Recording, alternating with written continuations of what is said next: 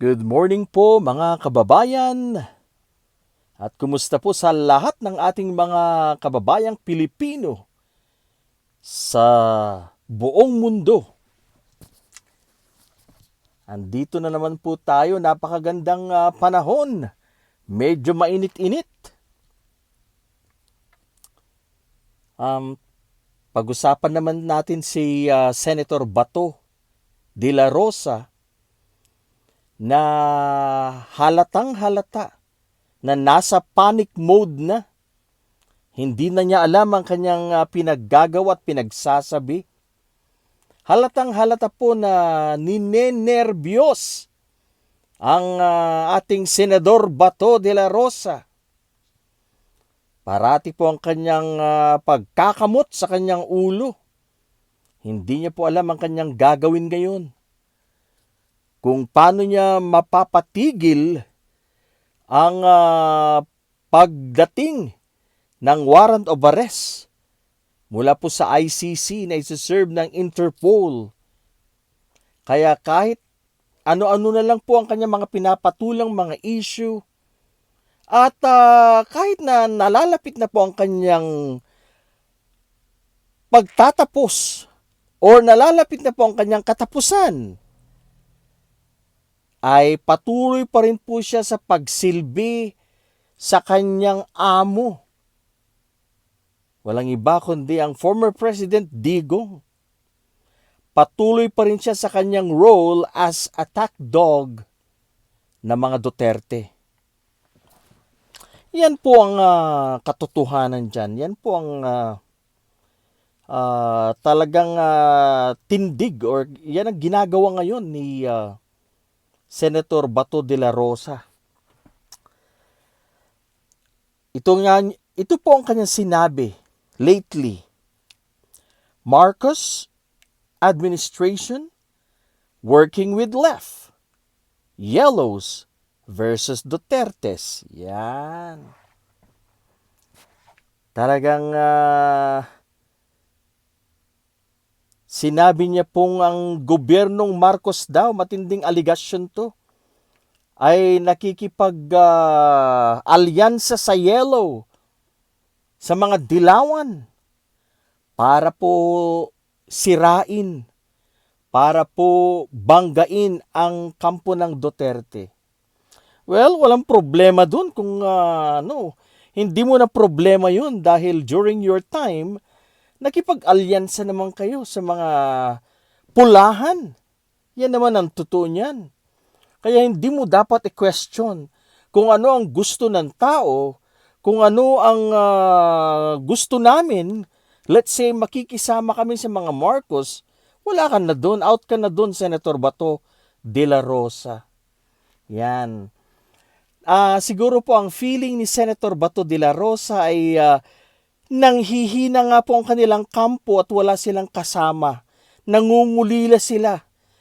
Alam po nila na paunti ng paunti ang kanilang mga supporters, nauubos ang kanilang mga supporters, kaya ganito po ang kanyang reaksyon. Ganito po ang kanyang pahayag na ang Marcos admin daw ay nakikisama, nakikisali na or nakikipag-ugnayan sa mga dilawan. Yan po ang kanyang hindi ko alam kung bakit apektado. Of course, sigurado po yan dahil nakikita nga niyang mahina na ang kampo ng DDS at wala po silang kasama. May mga attempts nga po silang mag-people power pero nilangaw. Walang taong dumalo, sila-sila lang. Yung grupo nila diyan po sa EDSA Shrine. Kung titignan po natin, wala pong pumunta, walang nakidamay sa kanilang pinaglalaban. Dahil hindi naman po talaga sila suportado ng masang Pilipino. Yan. Ang kanilang mga supporters po ay mga tao ni Kibuloy. That's it. Yan lang po. Tapos another statement that came from Senator Bato de la Rosa. House drug war probe an effort to eliminate 2028 rivals Yan po, claim by De La Rosa. So, ito na naman po ang kanyang pag-aakusa at aligasyon na ang pagsisiyasat po ng House, ng lower house. Ano daw po ito? It is an effort para po pataubin ang mga kalaban. Ang tinutukoy niya, of course, yung mga Duterte rin, kanilang mga kasamahan. Sa 2028 election, yan. Of course, si Sara po ang pinatutungkulan niya yan. Kaya daw po nagsama-sama ang mga kongresista ay para daw po siraan ang Duterte at pataubin para hindi po sila makatakbo or para wala nang silang laban sa 2028 elections. Yan po ang pahayag ni Senator Bato de la Rosa, and that is wrong. Ang ginagawa nilang House Probe ay ito po ay nakatutok sa mga biktima ng EJ case dahil marami po sa ating mga kababayan ang biktima ng peking war on drugs na to. Hindi ito paninira sa kung sino man sa 2028 election. Ang iniisip po dito ni Bato de la Rosa ay ang pag-eliminate daw kay Sara Duterte dahil yan nga po ang kanyang manok na gusto nilang manalo sa 2028. Yan po ang napakaliwanag na ibig sabihin ni Bato de la Rosa dito. Pero si Congressman Acop at mga iba pang mga kongresista, abay, talagang binanatan si Bato de la Rosa dito at natiklop ang senador. Ang senador ni Digong, ang senador ng Mindanao, tiklop. Wala po siyang nagawa dito.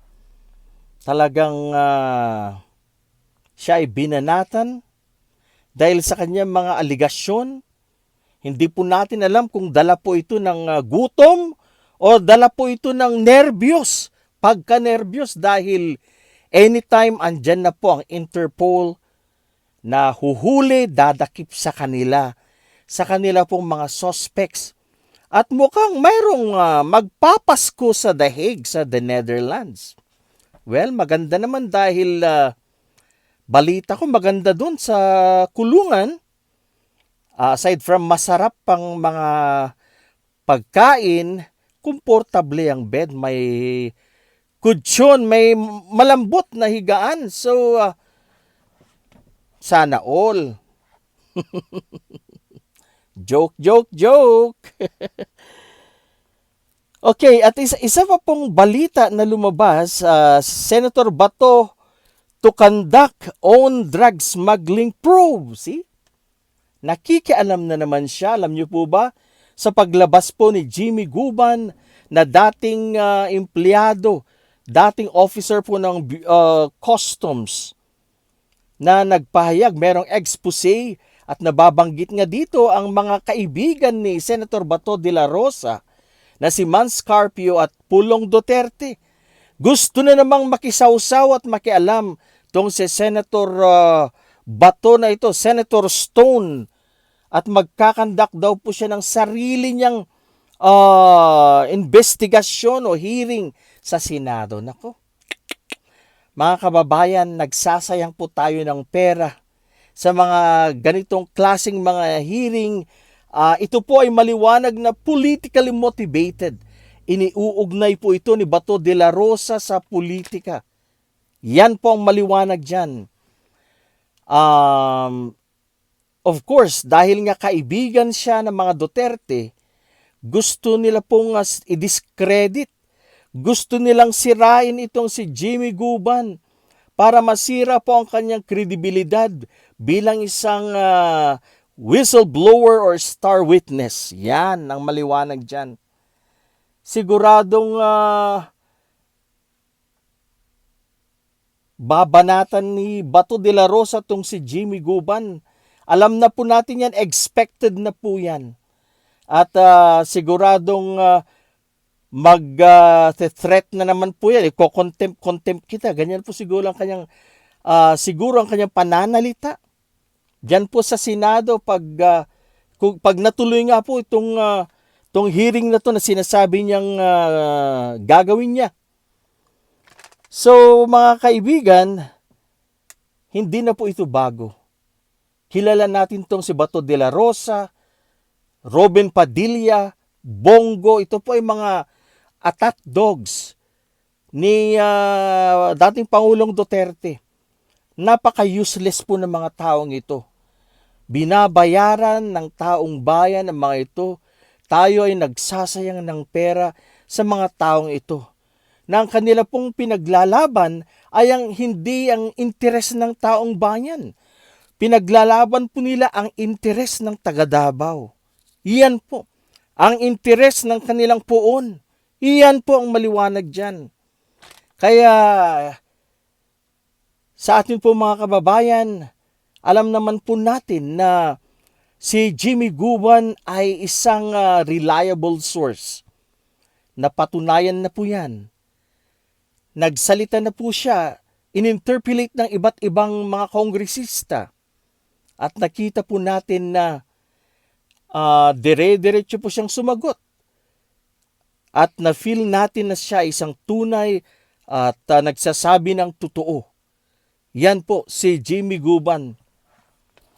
So, ito po ang laro nila ngayon. Gusto nilang banatan, to bombard Jimmy Guban, to discredit him, sirain ang kanyang pagkatao, para lumabas na hindi siya credible bilang isang witness, bilang isang whistleblower. Yan po ang maliwanag na intensyon ni Senator Stone na hanggang ngayon hindi pa rin malapit na ang kanyang katapusan. Dapat magbago na siya. Dapat gumawa na siya ng tama para sa bayan. Pero until now, hanggang ngayon, andyan pa rin po na talagang pinagtatanggol ang mga Duterte. Pinagtatanggol ang kanyang bossing. Yan po ang napakaliwanag.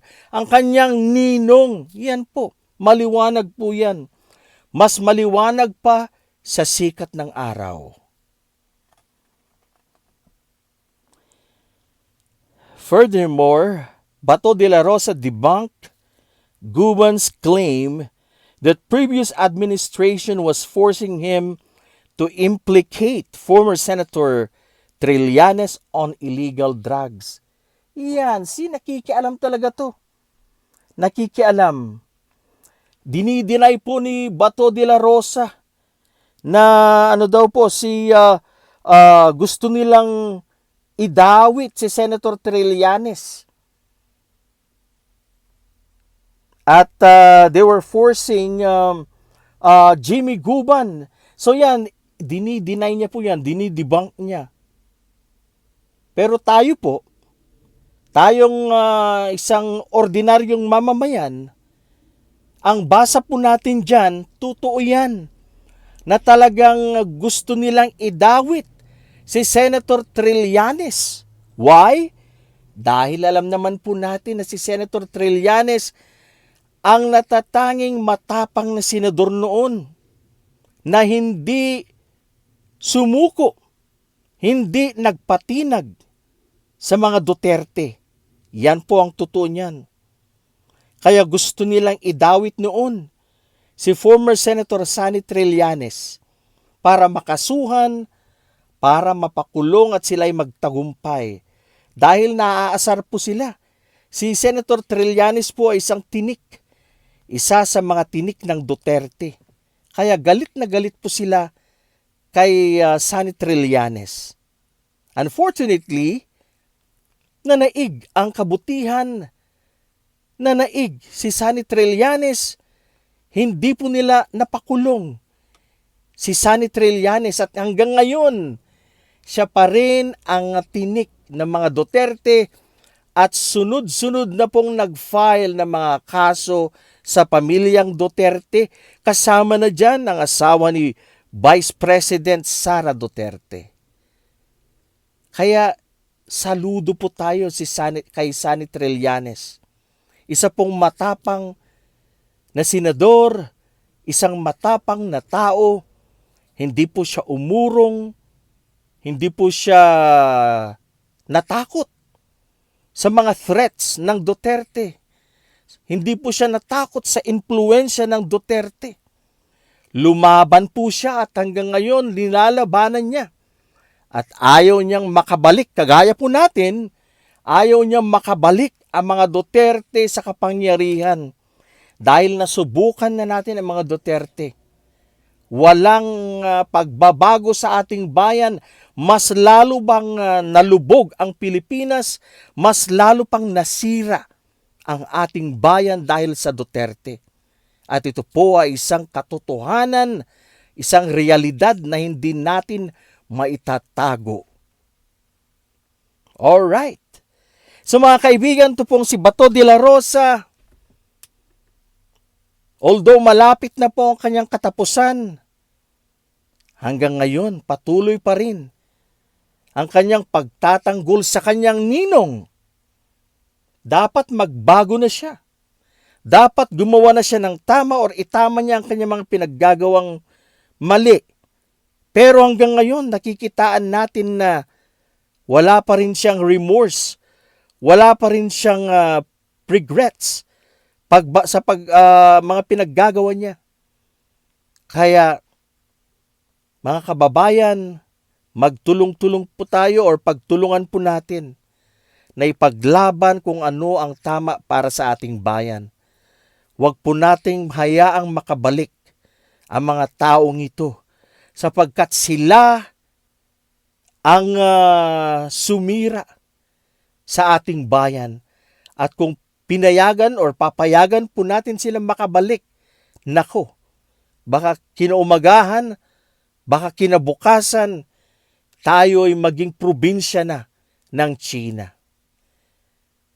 Okay, my dear friends, hanggang dito na lang po ang aking video at reaksyon sa mga pinaggagawa ni Bato de la Rosa lately.